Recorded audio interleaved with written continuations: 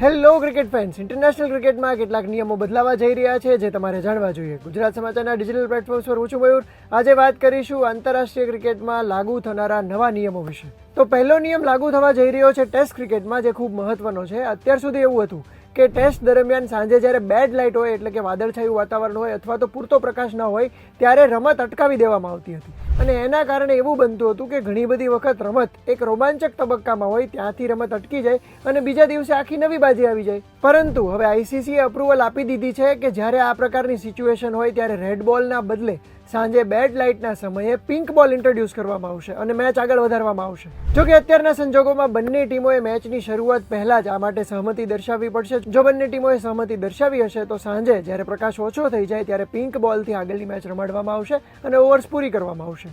બીજો નિયમ જે તમારે જાણવો જોઈએ એ છે T20 ક્રિકેટને લગતો. ઇન્ટરનેશનલ T20 ક્રિકેટમાં હવે જે 2 ઇનિંગ વચ્ચેનો બ્રેક છે એ 20 મિનિટના બદલે 15 મિનિટનો કરી દેવામાં આવશે. પરંતુ હવે એ બ્રેક દરમિયાન તમારા કોચ કે પછી સ્ટ્રેટેજીના જે મેનેજર છે એ ગ્રાઉન્ડ ઉપર આવીને સ્ટ્રેટેજી નક્કી કરી શકશે અને એના કારણે મેચનો રોમાંચ પણ વધશે. એટલે કે ફૂટબોલમાં જેમ હાફ ટાઈમ કે બ્રેક ટાઈમમાં કોચ પોતે સ્ટ્રેટેજી બદલી શકે છે, એવું જ હવે T20 ક્રિકેટમાં પણ થઈ શકશે. ત્રીજો મહત્વનો નિયમ નજીકના ભવિષ્યમાં બદલાઈ શકે છે, એ છે વ્હાઇટ બોલને લગતો. મિત્રો, હવે પછી બેટ્સમેન ક્રીઝ ઉપર ગમે ત્યાં ઊભો હશે, પરંતુ જો બોલ લેગ સ્ટમ્પની લાઇનની સહેજ પણ બહાર જશે તો એને વાઇડ આપવામાં આવશે. અગાઉ અમ્પાયર્સ પોતાની સૂઝબૂછથી આ ડિસિઝન આપતા હતા કે વાઇડ આપવો કે નહીં, પરંતુ હવે એના બદલે આ નિયમ બહુ અક્યુરેટ થઈ ગયો છે. જો લેગ સ્ટમ્પની લાઇનની સહેજ પણ બહાર બોલ જાય તો વાઇડ.